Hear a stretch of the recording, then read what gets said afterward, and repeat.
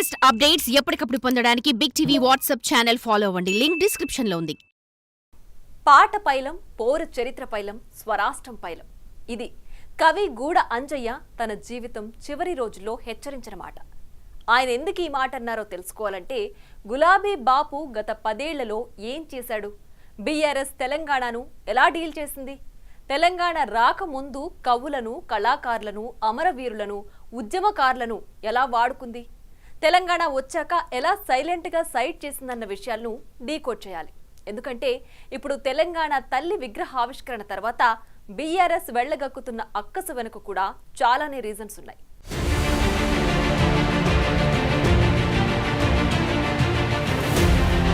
కేసీఆర్ అంటే తెలంగాణ, తెలంగాణ అంటే కేసీఆర్. ఇదే డైలాగ్. గులాబీ బాపు చెప్పిందే వేదం, చేసిందే పనన్నట్లుగా గత 10 ఏళ్లు నడిచింది. ఇప్పుడు సచివాలయంలో తెలంగాణ తల్లి విగ్రహాన్ని జయ జయ ధ్వానాల మధ్య ఆవిష్కరిస్తే అవహేళన చేసేలా గులాబీ లీడర్లు మాట్లాడుతున్నారు. అయితే గత 10 ఏళ్లు అధికారంలో ఉన్న కేసీఆర్ ఇన్నేళ్లలో తెలంగాణ తల్లి విగ్రహాన్ని అధికారికంగా ప్రకటించి ఎందుకు ప్రతిష్ఠించలేదు? తెలంగాణ రాష్ట్ర గీతాన్ని కూడా ఎందుకు తీసుకురాలేదు? ఉద్యమంలో పదం పదం కలిపిన కవులు, కళాకారులను ఎందుకు పక్కన పెట్టారు? ఉద్యమం జరిగేటప్పుడు అందరినీ వాడుకుని పని ముగిశాక పూర్తిగా ముఖం చాటేయటం కూడా గులాబీ బాస్కే చెల్లిందని కాంగ్రెస్ నేతలు గుర్తు చేస్తున్నారు.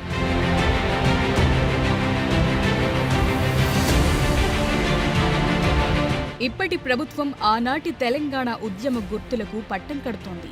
అవును, ఇన్నేళ్లు గులాబీ పాలనలో దగాపడ్డ కవులు, కళాకారులకు యావత్ తెలంగాణ గర్వించేలా సన్మానాలు చేసింది.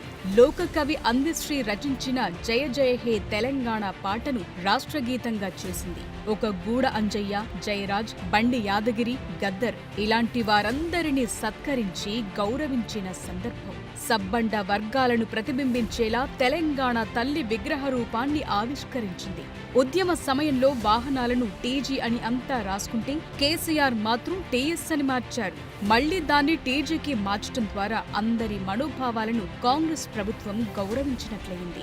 ఉద్యమంలో ముందుండి పిడికిలి బిగించి ఆటపాటల ద్వారా ఉర్రూతలూగించిన వారికి ఇన్నాళ్లకు గౌరవం దక్కుతుంటే కళ్లకు పింక్ రిబ్బన్లు కట్టుకున్న వారు ఓర్చుకోలేకపోతున్నారా అన్న డౌట్లు పెరుగుతున్నాయి. ఎందుకంటే వారి ఫ్రస్ట్రేషన్ ఆ స్థాయిలో కనిపిస్తోంది.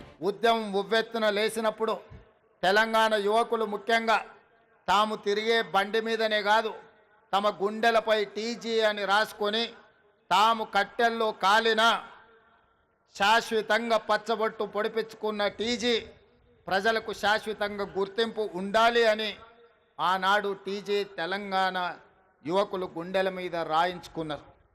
కానీ తెలంగాణ రాష్ట్రం ఏర్పడ్డ తర్వాత ఆనాటి ప్రభుత్వం తెలంగాణ రాష్ట్రం అంటే టీజీ అని కాకుండా టీఎస్ అని నామకరణం చేయడం ద్వారా తెలంగాణ ఉద్యమకారుల ఆకాంక్షను ఆనాటి ప్రభుత్వము నిర్లక్ష్యం చేసింది.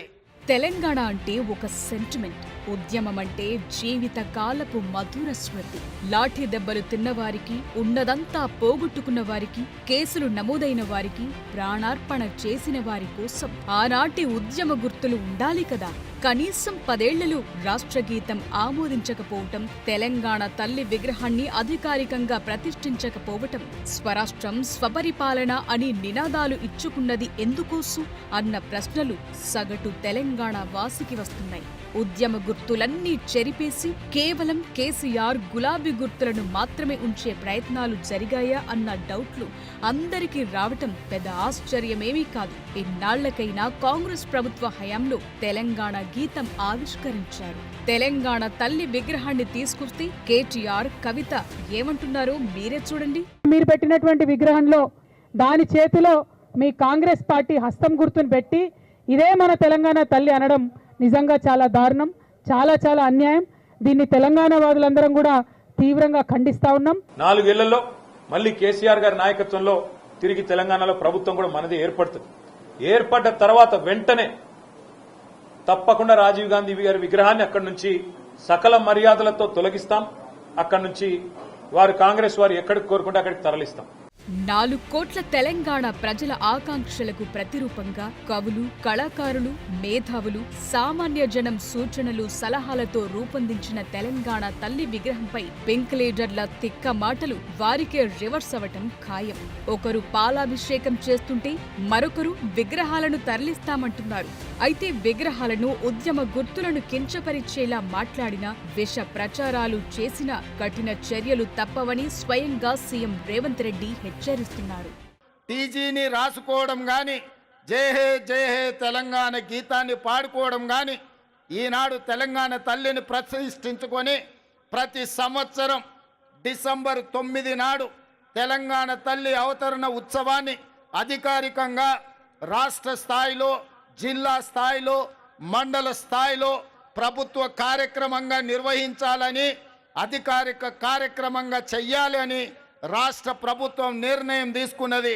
భవిష్యత్తులో ఈ నమూనాను మార్చాలన్నా, ఈ కార్యక్రమాన్ని ఎవరైనా అవమానించాలన్న ఆలోచన చేస్తే చట్టపరంగా వాళ్ళ మీద చర్యలు తీసుకునే అవకాశం కూడా ఉంటుంది. అందుకే 4 కోట్ల ప్రజల యొక్క ఆకాంక్ష మేరకు ఈ నిర్ణయాన్ని తీసుకున్నాం. తెలంగాణ తల్లి విగ్రహం, తెలంగాణ రాష్ట్ర గీతంపై గులాబీ లీడర్లంతా అక్కసు వెళ్లగక్కుతున్నారు. ఎన్నాళ్లు ఎందుకు తీసుకురాలేదన్న ప్రశ్నకు జవాబు లేదు. అధికారంలో ఉన్న 10 ఏళ్లు అంతకు ముందు చేసిందంతా మోసమేనా అని గుర్తు చేస్తున్నారు.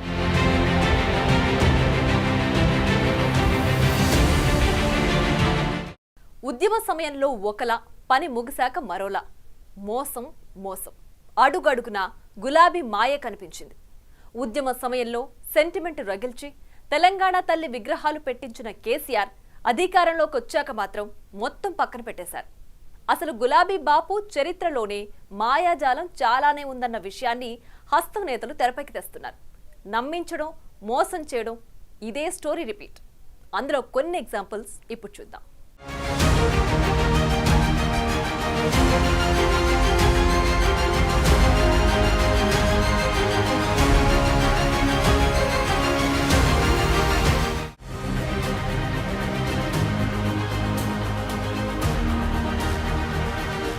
కొత్త సచివాలయం, కొత్తగా అమరుల జ్యోతి, పోలీస్ టవర్, రీడిజైన్లో యాదగిరిగుట్ట, ఇదే మారిన తెలంగాణ అంటూ గత 10 ఏళ్లు కేసీఆర్ చూపించారు. 2023 జూన్ 2న తెలంగాణ దశాబ్ది ఉత్సవాలు మొదలుపెట్టిన కేసీఆర్ సర్కార్ ఆ సంబురాల థీమ్ రిలీజ్ చేస్తే అందులో కనిపించినవన్నీ గులాబీ బాస్ గుర్తులే. తొలి మలితరం ఉద్యమకారులను పూర్తిగా ఫేడౌట్ చేసేశారు. తెలంగాణ ఏర్పాటుకు ముందే ఉన్న చిహ్నాలను, గుర్తులను పూర్తిగా పక్కన పెట్టేశారు. అసలైన తెలంగాణ సెంటిమెంట్ ఎక్కడికి పోయింది? ఎందుకు పక్కన పెట్టారు? ఈ ప్రశ్నలకు జవాబు లేదు. అంతా మేమే, అంతా మాదే అన్నది చెప్పుకోవటం కోసం అందరినీ నమ్మించి బలిపీఠమెక్కించారా?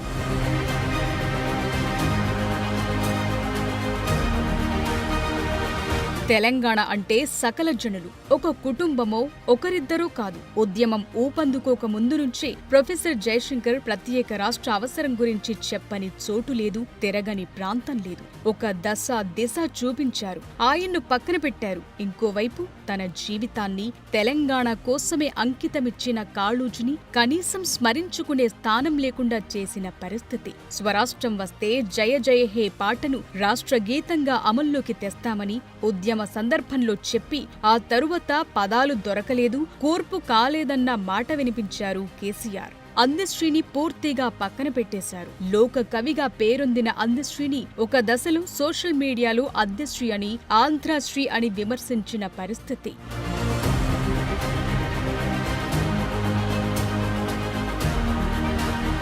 పుడి తొక్కటి సత్తె రెండని గొంతెత్తిన గూడ అంజయ్యను దశాబ్ది ఉత్సవాల్లో కేసీఆర్ గుర్తు చేసుకోలేదు. తెలంగాణ మలిదశ ఉద్యమానికి ఊపిరులూదిన ఎన్నో పాటలను గూడ అంజయ్య రచించారు. అయ్యోడివా నీవు అవ్వోడివా అని పాడిన, ఉస్మానియా క్యాంపస్లో ఉదయించిన కిరణమా అని ప్రేరేపించిన, రాజుగా ఓరి రాజుగా లచ్చులో లచ్చన్న అంటూ పదం పదం కలిపిన అది గూడ అంజయ్యకే చెల్లింది. అలాంటి మహాకవికి మరణానంతరం ఇప్పుడు రేవంత్ సర్కార్ నీరాజనం పడితే ఓర్వలేని పరిస్థితి.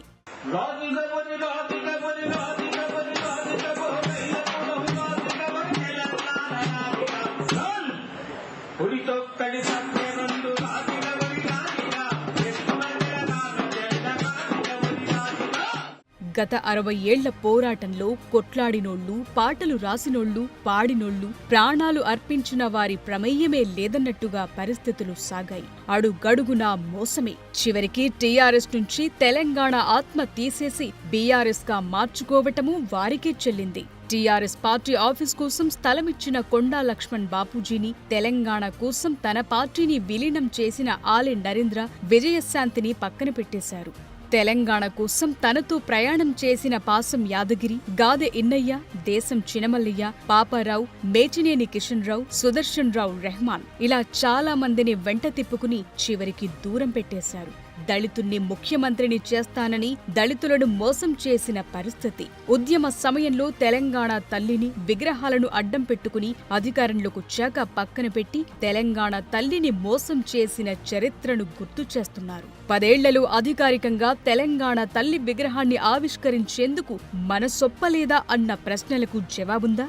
తెలంగాణలో ఒక సెంటిమెంట్ ఉంది.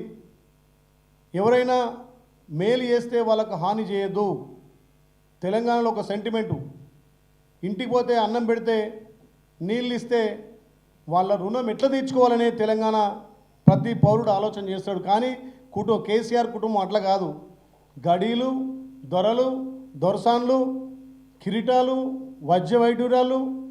అందుకే కవితమ్మన్నది నేను కూడా తెలంగాణ ఆడపడుచుని నా లెక్క విగ్రహం ఉంటేందని చెప్పింది. ఉద్యమ సమయంలో అమరవీరుల త్యాగాలను అడ్డం పెట్టుకుని కేసీఆర్ అధికారంలోకొచ్చాక వారి కుటుంబాలను పట్టించుకోలేదు. ఉద్యమం సమయంలో ఆత్మ బలిదానాలు చేసుకున్న వారి సంఖ్య 1230. కానీ ఆనాటి కేసీఆర్ ప్రభుత్వం గుర్తించింది 419 మందినే. ఎఫ్ఐఆర్ లేదని, అడ్రస్ లేదని చెప్పి చాలా మందిని పక్కన పెట్టేశారు. కానీ ఎక్కడో ఉన్న పంజాబ్లో మాత్రం రైతు ఉద్యమాల్లో పాల్గొని చనిపోయిన 700 మంది పంజాబ్ రైతుల అడ్రస్ కనుక్కుని మరీ సహాయం చేసొచ్చారు కేసీఆర్. ఉద్యమ సమయంలో కేసీఆర్ మాటలు నమ్మి ఉద్యమంలో పాల్గొని కేసుల పాలై జైలుకు వెళ్లి ఆస్తులను పోగొట్టుకున్న అనేక మంది ఉద్యమకారులను పట్టించుకోలేదు.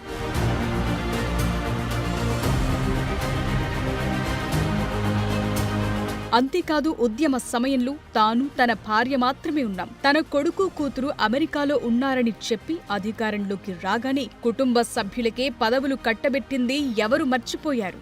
ఉద్యమ సమయంలో తెలంగాణ రాష్ట్రం వచ్చాక తాను కాపలా కుక్కలా ఉంటానని చెప్పి రాష్ట్రం ఏర్పడ్డాక సీఎం పీఠం ఎక్కటం మోసం చేసినట్లు కాదా అని గుర్తు చేస్తున్నారు ఉద్యమకారులు. తెలంగాణ ఇస్తే టీఆర్ఎస్ ను కాంగ్రెస్ లో విలీనం చేస్తానని చెప్పి రాష్ట్రం వచ్చాక సోనియా గాంధీకే షాక్ ఇచ్చిన చరిత్ర కేసీఆర్ది.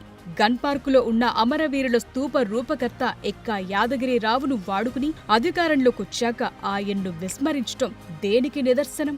మీరు కనీసం వీళ్ళు ఉద్యమంలో పాల్గొన్నారు, వాళ్ళ కాంట్రిబ్యూషన్ ఉంది. గూడ అంజన్నది,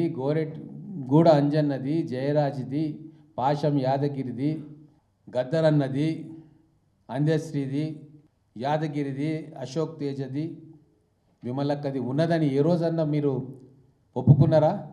విమలక్క గురించి మాట్లాడుతున్నారు. ఎన్నిసార్లు విమలక్కని అరెస్ట్ చేయలేదు మీరు?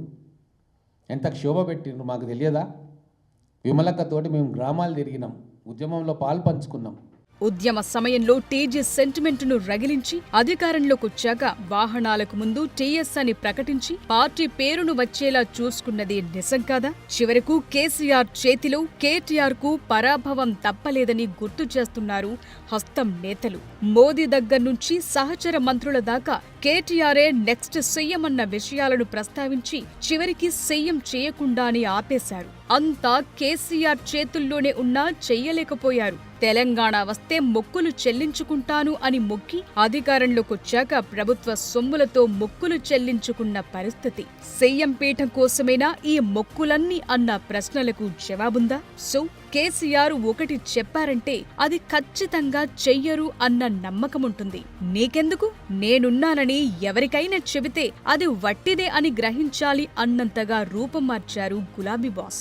ఇప్పుడేమో తెలంగాణ అసలైన గుర్తులను అధికారికంగా తెరపైకి తెస్తుంటే మాత్రం అదే అక్కసు చూపిస్తున్నారు. ఇదెక్కడి దిక్కుమాలిన లాజిక్ అంటూ కాంగ్రెస్ నేతలు ఫైర్ అవుతున్నారు.